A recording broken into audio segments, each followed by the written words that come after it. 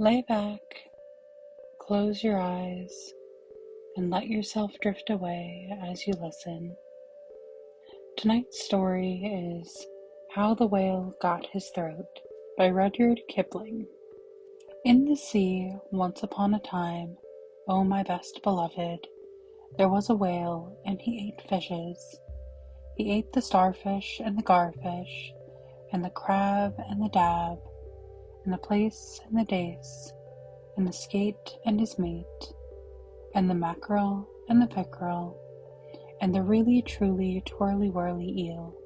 All the fishes he could find in all the sea he ate with his mouth so, till at last there was only one small fish left in all the sea, and he was a small 'stute fish, and he swam a little behind the whale's ear, so as to be out of harm's way.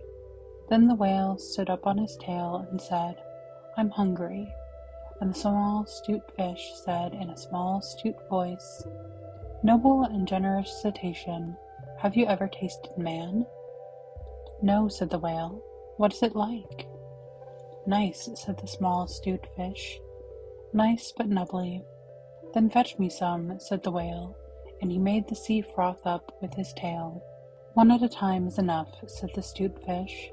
"If you swim to latitude 50 north, longitude 40 west, that is magic, you will find sitting on a raft in the middle of the sea, with nothing but a pair of blue canvas breeches, a pair of suspenders, you must not forget the suspenders, best beloved, and a jackknife, one shipwrecked mariner, who it is only fair to tell you is a man of infinite resource and sagacity."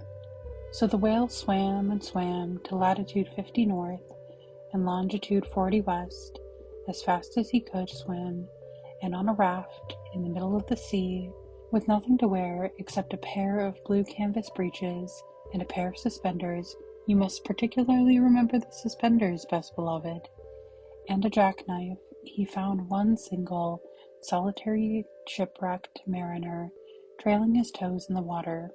He had had his mummy's leave to paddle, or else he would never have done it, because he was a man of infinite resource and sagacity. Then the whale opened his mouth, back and back and back, till it nearly touched his tail, and he swallowed the shipwrecked mariner, and the raft he was sitting on, and his blue canvas breeches, and the suspenders, which you must not forget, and the jackknife. He swallowed them all down into his warm, dark inside cupboards, and then he smacked his lips so and turned round and round 3 times on his tail. But as soon as the mariner, who was a man of infinite resource and sagacity, found himself truly inside the whale's warm, dark inside cupboards, he stumped and he jumped and he thumped and he bumped and he pranced and he danced and he banged and he clanged and he hit and he bit and he leaped and he creeped and he prowled and he howled and he hopped and he dropped and he cried and he sighed and he crawled and he bawled and he stepped and he leapt and he danced hornpipes where he shouldn't, and the whale felt most unhappy indeed. "Have you forgotten the suspenders?" So he said to the 'stute fish, "This man is very nubbly, and besides he is making me hiccup. What shall I do?" "Tell him to come out," said the 'stute fish. So the whale called down his own throat to the shipwrecked mariner, "Come out and behave yourself. I've got the hiccups." "Nay, nay," said the mariner, "not so, but far otherwise. Take me to my natal shore and the white cliffs of Albion, and I'll think about it." And he began to dance more than ever. "You had better take him home," said the 'stute fish to the whale. "I ought to have warned you that he is a man of infinite resource and sagacity." So the whale swam and swam and swam, with both flippers and his tail, as hard as he could for the hiccups, and at last he saw the mariner's natal shore and the white cliffs of Albion, and he rushed halfway up the beach and opened his mouth wide, and wide and wide, and said, "Change here for Winchester, Ashalot, Nashua, Keene, and stations on the Fitchburg road."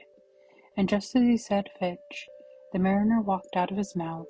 But while the whale had been swimming, the mariner, who was indeed a person of infinite resource and sagacity, had taken his jackknife and cut up the raft into a little square grating, all running crisscross, and he had tied it firm with his suspenders.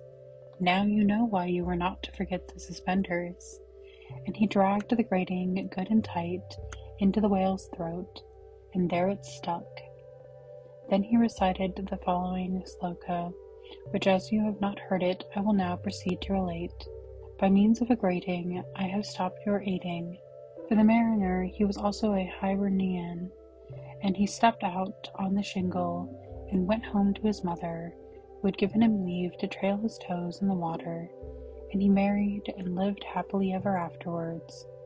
So did the whale, but from that day on, the grating in his throat, which he could neither cough up nor swallow down, prevented him eating anything except very, very small fish. And that is the reason why whales nowadays never eat men or boys or little girls. The small astute fish went and hid himself in the mud under the door-sills of the equator. He was afraid the whale might be angry with him. The sailor took the jackknife home. He was wearing the blue canvas breeches when he walked out on the shingle. The suspenders were left behind, you see, to tie the grating with, and that is the end of that tale. When the cabin portholes are dark and green, because of the sea outside, the ship goes wop with a wiggle between, and the steward falls into the soup tureen, and the trunks begin to slide. The nursery lies on the floor in a heap, and Mommy tells you to let her sleep, and you aren't waked or washed or dressed. Why, then you will know, if you haven't guessed, you're 50 north and 40 west. Good night.